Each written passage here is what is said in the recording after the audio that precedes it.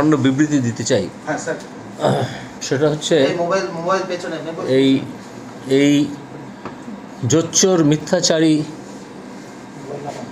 মমতা ব্যানার্জির পদত্যাগ দাবি করছি। তিনি যেভাবে শিক্ষিত এবং যোগ্য চাকরি প্রার্থীদের জীবন নষ্ট করেছেন এতদিন ধরে, একের পর এক মামলা সুপ্রিম কোর্টে নিয়ে গেছেন, তারপর সুপ্রিম কোর্ট 19টা মামলা এবং তারপরে তার সঙ্গে আরও অনেক মামলা যুক্ত হয়েছিল কলকাতা হাইকোর্টে জাস্টিস দেবাংশু বসাক এবং জাস্টিস সব্বর রশিদির ডিভিশন বেঞ্চে, এবং দীর্ঘদিন ধরে তাদের সব কোট আনকোট বিখ্যাত উকিলরা সে মামলা লড়েছিলেন। আজকে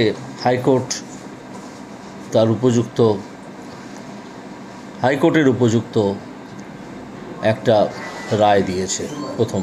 তৃতীয় কথা, আমি প্রণাম জানাবো ভারতবর্ষের জুডিশিয়ারিকে।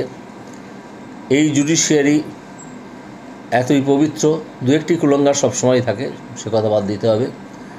এই জুডিশিয়ারি এতই পবিত্র এবং এই জুডিশিয়ারি ভারতবর্ষের নাগরিকদের স্বার্থে কাজ করে, এবং আমি অত্যন্ত গর্বিত এবং আমি নিজেকে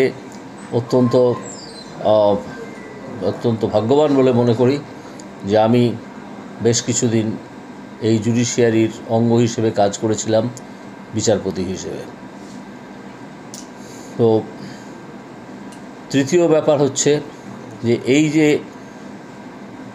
যারা উপযুক্ত প্রার্থী তাদেরকে যে ডিপ্রাইভ করেছিলেন, বঞ্চিত করেছিলেন, ঠকিয়েছিলেন এই মিথ্যাচারী মুখ্যমন্ত্রী এবং তার দল,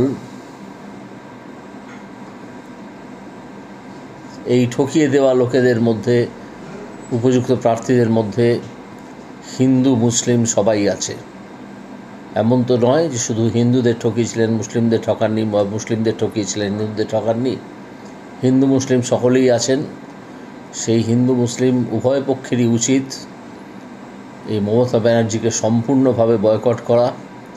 এবং আমি একটু পরেই সাংবাদিক সম্মেলনের শেষে এখান থেকে আমাদের কেন্দ্রীয় নির্বাচনী অফিস থেকে শুরু করব একটি পদযাত্রা বর্গভীমা মন্দির অবধি, যেখানে আমি উভয় সম্প্রদায়ের মানুষের জন্যেই, অর্থাৎ হিন্দু মুসলিম উভয়ের মানুষের জন্যেই, অর্থাৎ যারা যোগ্য প্রার্থী তারা যাতে চাকরিটা পায়, এতদিন বাদে 2016 সালের পরীক্ষা, বুঝতেই পারছেন 8 বছর হয়ে গেছে, তাদের জন্য প্রার্থনা করব। সেই জন্যে আমি সেই মন্দিরে একটা পদযাত্রা করব।